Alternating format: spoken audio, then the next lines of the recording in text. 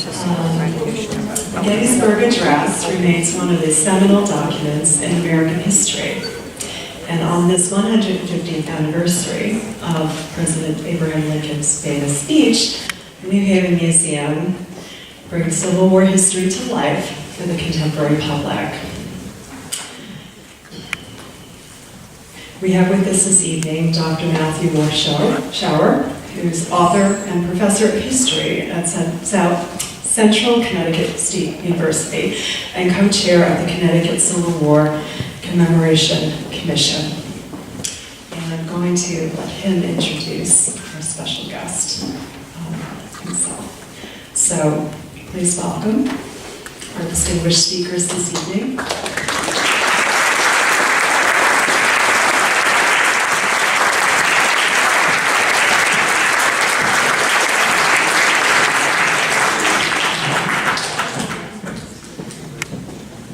Good evening, everyone. How are you?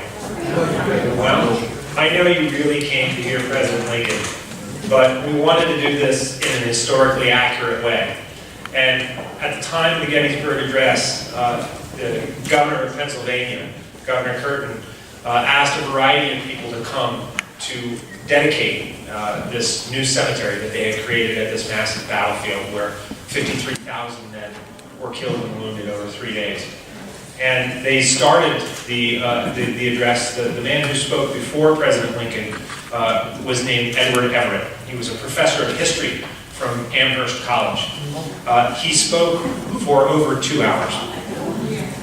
So let me begin now. We'll begin. It's going to be a late evening. I hope that you got the babysitter job. But I would actually truly like to begin with what Edward Everett began with. And he started with this, and it was titled, "The Athenian Example." He said, "Standing beneath this serene sky, overlooking these broad fields, now reposing from the labors of the waning year, the mighty Allegheny dimly towering before us, the graves of our brethren beneath our feet, it is with hesitation that I raise my poor voice to break the eloquent silence of God and nature. But the duty to which you have called me must be performed. Grant me, I pray you, your indulgence and your sympathy." Edward Everett then went on to recount in great detail, over this 2.5 hours, the history of Greece and Rome.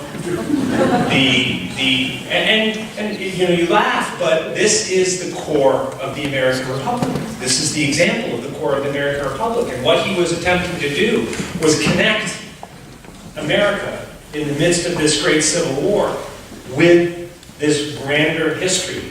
There are many historians. Robert Penn Warren, who served on the Connecticut 100th anniversary, the Centennial Commission of the Civil War, wrote at this time that it could be argued that that America didn't truly have a history until the Civil War occurred, and that it was through this challenge to the nation and this suffering and this work on the behalf of citizen soldiers that created a true national story.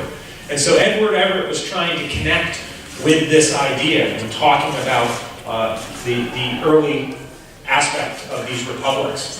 He then went to talk about many, many different subjects. And this is, you know, the most famous speaker in the country. People, when they went to his talks, they knew that they were going to be sitting there for 2 to 2.5 hours. And he would capture their attention. There was no one sitting and zoning out, wondering, geez, you know, when is this thing going to be over? They never did that. They always listened to Everett in his entirety. And in this speech, he went on to talk about, his various subtitles were Southern Aggression, Northern Response, the first day, the Battle of Gettysburg, the second day, the third day, the crime of rebellion, and the idea of reconciliation. And in order to prepare for this, he did a great amount of research on both the history, which he knew well, but also on the actual history of the battle itself. He wanted to know exactly what happened. He requested field reports from commanders, from Union commanders who had fought in the battle. So he was attempting to give his audience a very classical, a very learned evaluation of why they were there on that day. When he finished, it was President Lincoln's turn to come up. And in 272 words, a little over 2 minutes, President Lincoln delivered the Gettysburg Address, and he walked over, and Edward Everett said to him, "You just said more in 2 minutes than I did in 2 hours." And this was one of Lincoln's gifts. And so now what I'd like to do is back up a little bit and explain how do we get to Gettysburg and why is Gettysburg so significant. How we get there is through, obviously, the Civil War, is through the War of Southern Rebellion. The South secedes begins seceding with South Carolina December 20th. I almost said 2011. My students never know if I'm going to jump several centuries. And so it begins in 1861. People do not think that this war, first of all, they don't think that the war is really going to happen. The secession begins in, 1860, December of 1860. The war doesn't really begin until April 12th of 1861, when South Carolina fires on Fort Sumter in Charleston Harbor. Between that time, there are a variety of states, southern states that secede, but nobody really believes that the war is going to begin in earnest. They think that this thing is going to be settled, that the South has been threatening secession for so long, and it has never materialized, that they don't believe that it's going to. And then the war begins in earnest. President Lincoln puts forth a call for troops to come to the aid of especially Washington, D.C., and to fight the Confederates. But these men are enlisted for only 3 months. Connecticut is required to put forth 1 regiment. Our governor, William Alfred Buckingham, is required to put forth 1 regiment. Regiment is anywhere from 800 to 1,000 men. He instead puts forward 3 regiments and requests special request to President Lincoln saying, "Would you accept 3 regiments from Connecticut?" And Lincoln readily does so.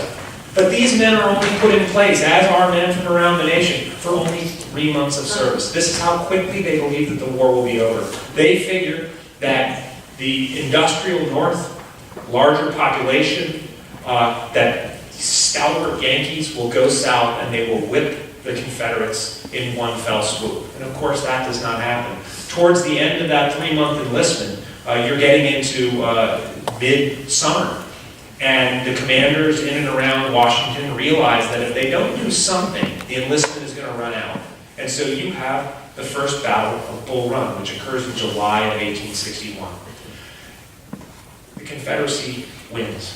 The Union does not do well. There are loads of people from the Washington area who ride out in their carriages with picnic lunches, figuring that they're going to watch a grand show and watch the rebels whipped. And all of a sudden they see lots of Union soldiers running and stampeding from the battlefield. And this is what steals the North. Connecticut. You can look at any number of newspapers, from the New Haven Register at this time, through the Hartford Courant, the Hartford Times, and they all say essentially the same thing, that they are amazed that this has happened and what does this mean for the nation. Some say that this has merely steeled the North's conviction and prepared us for the war that will come. But even with that, people don't realize what this war will become. And so by September of 1862, September 17th to be specific, you have what is the Battle of Antietam, what is still to this very day the single bloodiest day in American history. There are more men who died at the Battle of Antietam than any of the previous wars in American history combined.